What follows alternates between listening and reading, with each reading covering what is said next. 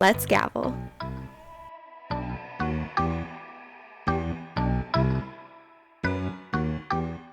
Hey guys, it's your girl Hamaseh. Thanks for joining me today on this special solo episode. Bailey, we miss you so much, but I'm going to try to hold down the fort and keep the people engaged. So, yeah, today's a solo episode. I wanted to speak on a few topics, and we might do this every so often, and Bailey will definitely have her own as well. So yeah, let's get into the episode. It's Friday night. Yes, I'm lame. I'm recording on a Friday night. Crazy week this week. I had 2 mediations and 2 depositions and a bunch of deadlines because no matter what you're doing that day in court or mediation or deposition, those deadlines, they're always creeping up behind you, right? So it was a pretty wild week. The first mediation we had, we did not think it would settle. We had trial dates and we thought we're just going to do this and see if we can settle it, but pretty much expecting to go to trial. And guess what? To everyone's surprise, it settled. Holla. So that's awesome. By contrast, the second mediation, which I definitely thought that case was going to settle, the mediation was 8 hours long. Okay, 8 hours. 8 hours, no breaks, mind you. And it didn't settle. And I was so shooketh because I definitely thought that case was going to settle. It's been going on years. It's so complicated. Basically, the reason it did not settle is because one of the parties is standing on principle. By the end of it, we were only like a few tens of thousands of dollars apart, which it's hard to, I'm trying to be vague, but it wasn't too far apart. But the individual was standing on principle. He said, "No, ma'am, no, sir, I am standing on principle. This is unacceptable. I am drawing a line in the sand." So we didn't settle, but I get it. I understand. Sometimes it's rare, but sometimes principle is more important than the dollar bills, both the dollar bills in terms of like settling amount and also the dollar bills in terms of paying your attorneys. Because if you don't settle, you're just continuing to rack up attorney's fees. And for most people, the smart thing is just to cut your losses and, cut it early. But for some people, it's worth spending the fees to stand on principle. Mm, mm-mm. I have a lot of thoughts about that. We'll save that for another day because I have a lot of other things I want to talk to you guys about today.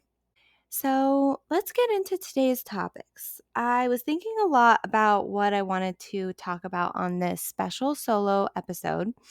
And something that I feel is a conversation I have with a lot of my friends and just a conversation that I think is important for society as a whole, but definitely law students, definitely working professionals, honestly, anyone with a job. And that is negotiating your salary. Now, before we get into some thoughts and advice about negotiating salaries and scholarships, you might be wondering who the heck am I to be talking to you guys about such big topics like that, right? Well, good question, Karen. Not only am I a lawyer who negotiates pretty much every single day, but in my personal experience, I have negotiated my salary on several occasions in different jobs. And on the topic of scholarships, I negotiated my law school scholarship when I was, coming into law school. And I was able to get my scholarship up 375%. Yes. I did the math right before I got on. So I have some thoughts. I have some thoughts, and the reason I thought this would be an important topic is because as a woman, I know it's so easy to sell yourself short, not ask because it's scary, and just get really intimidated, not know where to start, not feel like comfortable with the topic of money and salaries and scholarships. It requires you to advocate for yourself, which is hard in and of itself. It requires you to reflect on your own value and attach a dollar amount to that value, which is, again, really, really hard in and of itself. Now, we all know that traditionally men have an easier time doing that. And I think it comes down to men feel more entitled and more confident. And that's fine. I don't mean that in a bad way. I just think that women don't feel as comfortable and confident to ask for what they deserve. So I hope that in this conversation, I can encourage you to grow a pair and just ask. No, I'm just kidding. You guys, just you deserve it. And I want to embolden you and empower you to ask for what you deserve. Okay, so let's get into talking about negotiating salaries. I'm going to break this down into a few steps. The steps are: 1, you need to ask. I know, it's so basic, but seriously, you need to ask. The number one rule you have to remember in life is a closed mouth does not get fed. If you don't ask, nobody's going to offer it to you. You need to ask. You're your own best advocate, okay? That's rule number 1, ask. Rule number 2 is be prepared. Be prepared for the conversation that you are going to have with your employer about your salary. We're going to put a pin in that and come back to it because that'll be the longest part of our conversation. Rule number 3 is confidence. You have to be confident when you're asking for your salary. There are things you can do to boost your confidence. The first thing that you can do to boost your confidence is to be prepared. And so that's why, going back to rule number 2, we're going to be prepared. Lord knows, going into that conversation with your boss and you're about to ask for a raise, oh my gosh, like all the feelings it brings up in your stomach, in your head, it just brings up so much. A huge part of what you can do to relax and boost that confidence is taking deep breaths. Take deep breaths. Before I took the LSAT, I got to the test center 2 hours early. You guys, I know it was crazy. 2 hours early. And I spent 2 hours sitting in my car, breathing and meditating. Anything I'm super, super nervous about, I breathe on it. Another thing that increases confidence is positive affirmations and positive self-talk. Affirmations. Some people think affirmations are so woo-woo and this and that. Historically, the men in my family, personally, just when I say the word affirmation, they just roll their eyes and move on. No, you guys, affirmations are so powerful. Anytime I'm going into like a really big conversation, like a salary conversation, for at least a week before, I am writing out my affirmations. I'm talking to myself. I'm listening to little YouTube clips about you can get the salary. You deserve the salary. You are amazing. You can do it. You need to have that active practice of affirming yourself positively, because otherwise your mind is just going straight into doubt mode, doubt mode, doubt mode. We don't want doubt to take over. Sometimes you can't help it. The voice of doubt just, it creeps up. It's there. So what do we do to combat that? We take active steps to affirm and boost our confidence by saying you can do it. You do deserve it. You are prepared. You know what you're talking about. All of those things help the confidence levels when you're going into those conversations. Okay, rule number 4 is your negotiation does not end with your ask. What do I mean by that? You go into the conversation and you're like, all right, I'm asking for X number of dollars. You have this figure in your mind. You've done your homework. You're coming to the conversation prepared. It's finally the moment where they say, okay, how much do you want? And you say X. And you feel like, oh my God, please don't fire me. You feel like they're going to be like, how dare you get out of my office? That never happens, obviously. We know that never happens, right? You throw out the number and don't expect it to end right there. You might get some pushback. You might get some questions. Is there room for further conversation? Can we start the conversation with the employer and maybe come back to it? Maybe we need to take a beat and consider all the data that you've brought into the conversation. Maybe your employer needs some time. Maybe they have sticker shock. Maybe they need to figure out if it works in their model. There's so many factors that go into the decision of giving you your salary on their end that you have to allow the person on the other end of the table some grace to, come back to you with their thoughts, whether it be in that moment, whether it be kind of later in the week, in the day. We don't want them to think about it forever because we do need an answer. But what I'm saying is expect expect a little bit of discussion after you've thrown out your request. Let's go back to rule number 2, be prepared. Remember, I told you this is going to be the longest conversation probably in this whole combo because there is so much that goes into asking for your salary if you're smart about it. And after this episode, you're going to be smart about it. With that said, this conversation that I'm having right now, it is geared towards people who, are being paid enough where they can at least live at a minimum. There are some jobs where the salaries are so ridiculously low that my biggest advice is honestly go look for a different job. Right now, we're talking about merit salary negotiations. We're talking about what do you bring to the table and how do we make sure that you're getting paid for what you are bringing to the table. And I'm sure if you are prepared and you follow all my advice, you can get paid a lot for what you bring to the table. Why? Because we are going to focus on the value that you bring to your team. We're not saying California is an expensive place to live. Please, I need more money. You can do that, but you'll probably get a cost of living adjustment or something like that. No, we're talking about leaps and jumps in our salary. So, what do you need to do? The preparation starts not from a few days before, not from a week before, not even months before.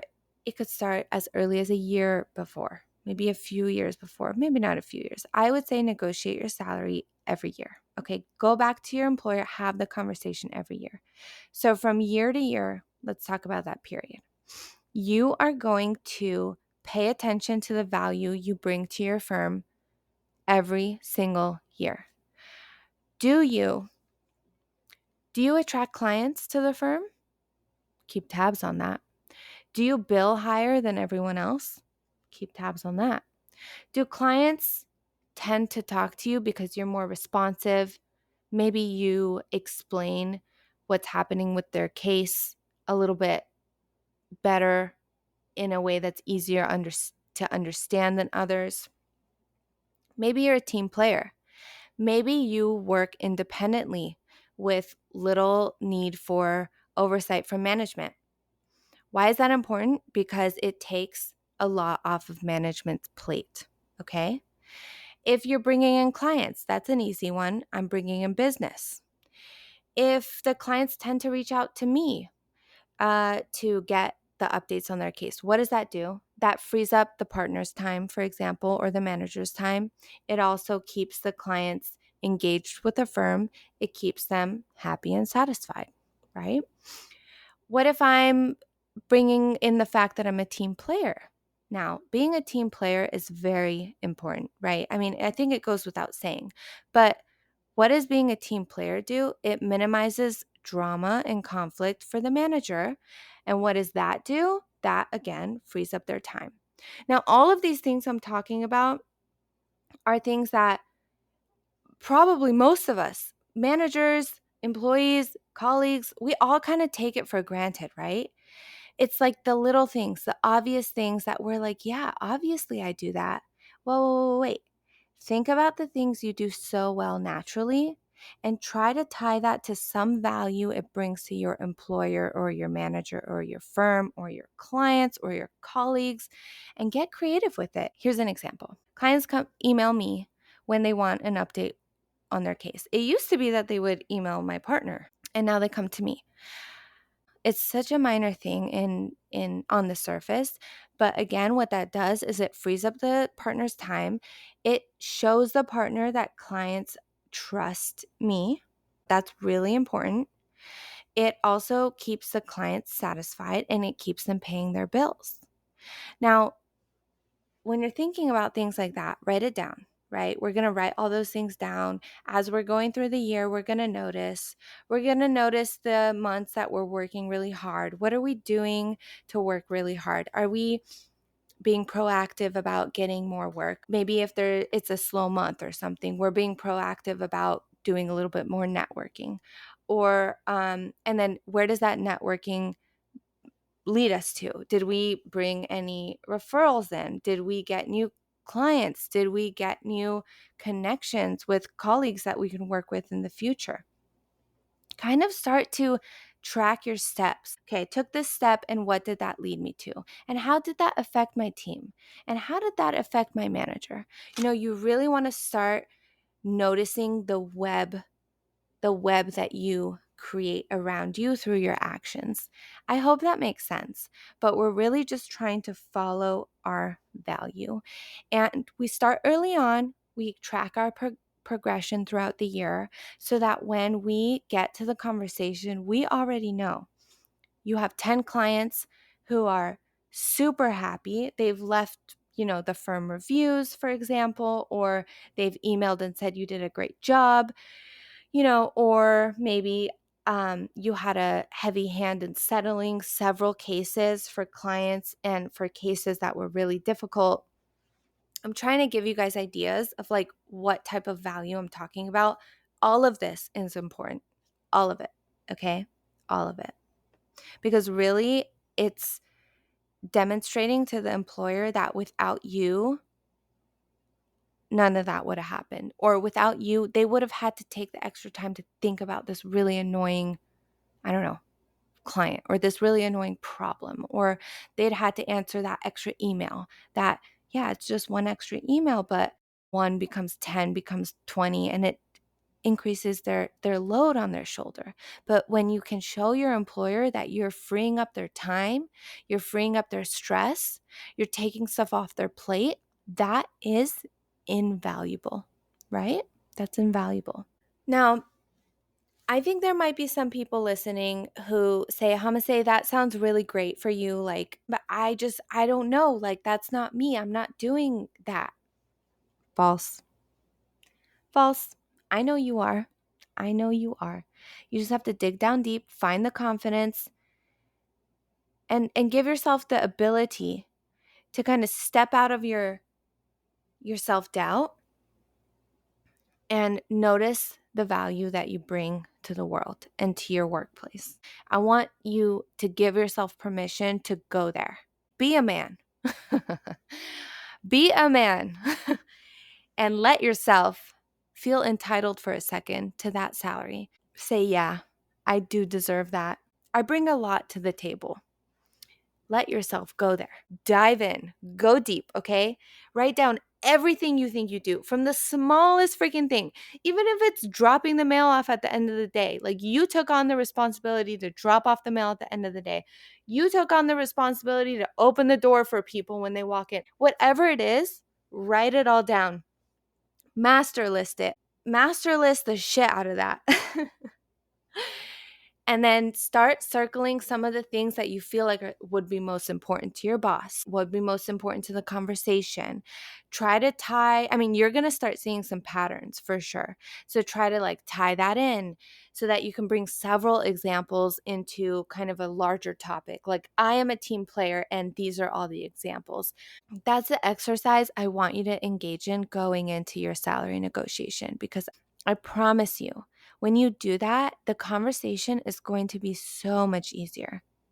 It's going to be so easy because now you have so many things you can bring up with your employer. Okay, so with that, we now have a handle on the value we bring to the firm, right? We know how valuable we are. We need to connect that value to a dollar figure. Now, that's probably one of the most difficult things, right? Because there's so many things you're trying to take into account. Cost of living is for sure just a basic, we need enough to survive. Ego, honestly, like how much is going to make me feel like I'm getting paid enough? That is like a huge thing that I don't think employers give enough credit to. But we need to feel good in our job, right? We need to feel like, yeah, I feel like this is fair. This makes me want to keep going and keep doing well for my boss. Now, for people like myself who are on the billable hour model where you bill to a client and the client pays based off the time and work that you've done for them, it's kind of easier to determine a dollar amount for what you're bringing in because it's basically 3 times what you're bringing into the firm. So if you have transparency into what you are bringing into the firm, divide that by 3, and that's like a pretty solid measure for your salary. Not a lot of people work on that model. So for the people that don't, try to do some research about what is like an average salary for someone in your experience level and your industry. Get like a baseline. Okay, get a baseline, kind of see like where we're at. Now evaluate your own salary based on that baseline. Are we above it? Are we below it? If we're below it, we need to at least be there, right? Like that's our biggest goal. Let's shoot a little bit upwards of that when we ask for our salary so that we have a little bit of room when the employer pushes back and wants to negotiate, that we know like at least we can get ourselves to the baseline, right? If you're at the baseline, okay, now I want you to start thinking about the value component. What do you feel your value brings to the employee? What if you were gone, what would it cost them? What would it cost them in time? What would it cost them in resources? Would they need to bring 1 or 2 people to replace you? If it's 2 people, well, that is, you're bringing a lot of value. You can probably ask for a little bit more than the next person. So we need to think about, without you, how would that hurt? Maybe you're a junior associate who's working at a mid-level level. Okay, if you were gone, the employer would have to bring in like a mid-level to do your work, right? Unless they're going to find a unicorn like you who can do what you're doing.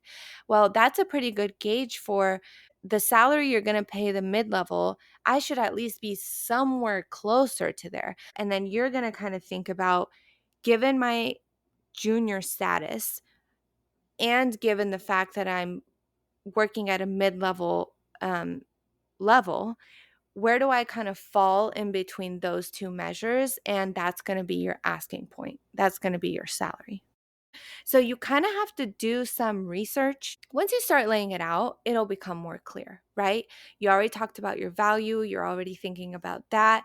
The value is for you to basically gauge, okay, how bold can we be, right?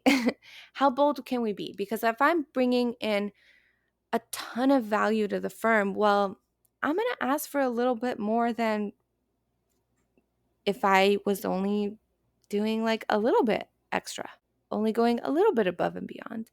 I guess this brings me to a point about be honest with yourself. If you get down to the value conversation, and I know I just hella hyped everybody up, like you do bring value, don't get me wrong, but there's some people who might be going like above and beyond in their jobs, right? And then there's some people who bring value but maybe not go above and beyond. Like you can be honest with yourself, gauge where you're at, and then that's so obvious to the employer. You can't really hide from your own efforts. Like they see whether you're putting in a little effort or a ton of effort. So you kind of need to be honest with yourself so that you can make a really honest salary request, okay? And listen, if you don't get the huge bump that you want now, still go in, still get the little bit of the raise, and then set yourself up for success for the future. I told you, I think that you should revisit the conversation every year. Just to wrap this up, you're going to highlight the value that you bring. You're going to do some research and gather some objective measures, and then put the pieces together. Given what you know about the value that you bring and the objective measures that, frankly, the employer is looking at, what's the dollar amount that you can contribute to that? I would say get your dollar amount, and increase it by 10%. And go in with that number. That leaves room for negotiations. That leaves room for growth and conversation. And hopefully it'll land you in a salary range that you feel really good about. Because that's the goal, right? In the end, we want to get you what you want and what you deserve. Now, remember my fourth rule. Your negotiation doesn't end with your ask. You're going to go into the conversation, say thank you to your employer, be grateful, be positive. Okay. I want you to go into this conversation super positive. I know you're nervous, but take a seat, say thank you so much for sitting down with me today. I really enjoy working for you, and I just have had such a great experience in this role. I know we're talking about our salary today, and given XYZ value that I bring to the firm, I want to ask for a salary of X amount. And then probably your boss is going to eyes wide open, like, oh, okay, interesting. You're going to say, let me tell you why I think I deserve that.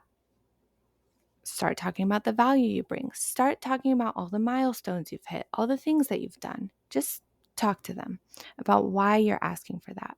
And then as you're kind of reaching, you're explaining, you can also say, and I've looked into the objective measures.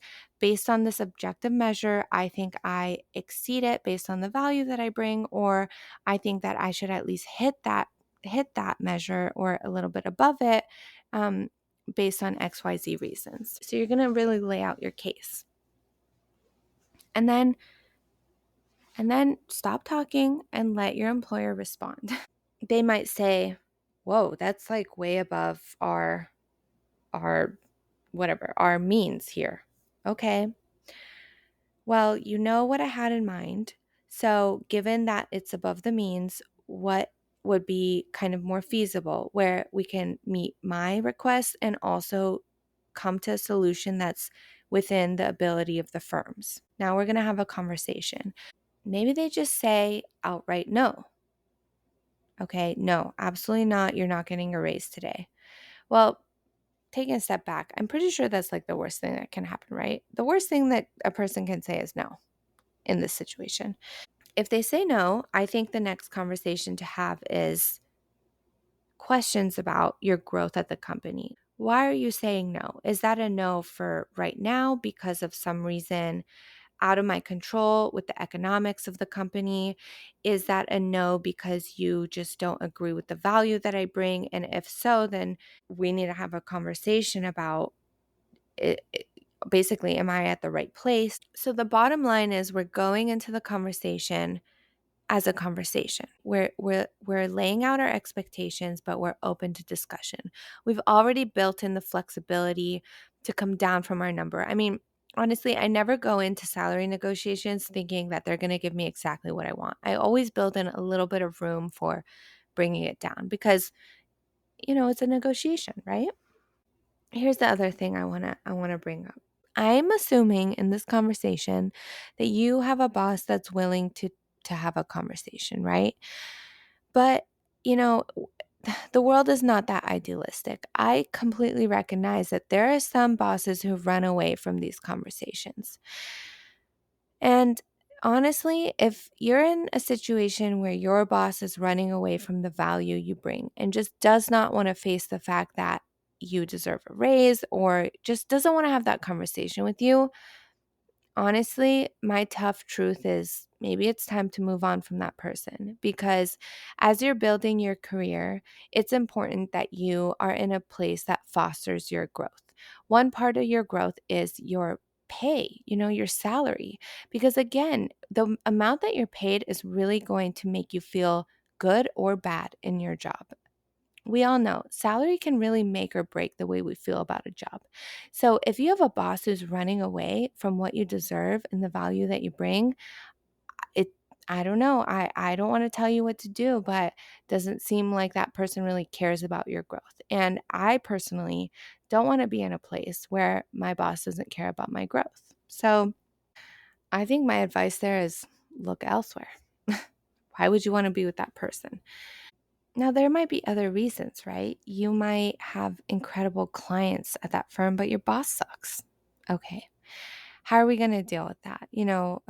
I do think you need to prioritize yourself. Maybe you step away from the firm and your clients, if they love you so much, they can follow. Um, I just think there are ways to make sure that you are getting paid what you deserve. And sometimes it comes with a little bit of creativity and thinking outside the box and taking steps that feel less obvious but might be the right move for you. So be open as you're thinking about your job and your salary to be open to what's best for you and try to follow that as best as you can within your means. I really hope this conversation helps at least one person.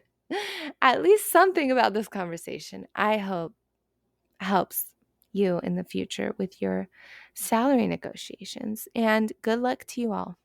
To recap, ask, be prepared, be confident, and remember your negotiation does not end with your ask. A closed mouth does not get fed, and you are your biggest advocate. You got this. You can do it. Money is scary, but you're scarier. Okay, guys, good luck with your negotiations. Godspeed. You got this. You are amazing. You can do it and you deserve it. Never forget who you are. Love you guys so much. I hope this helped. Send us questions if you have any, and good luck. Bye.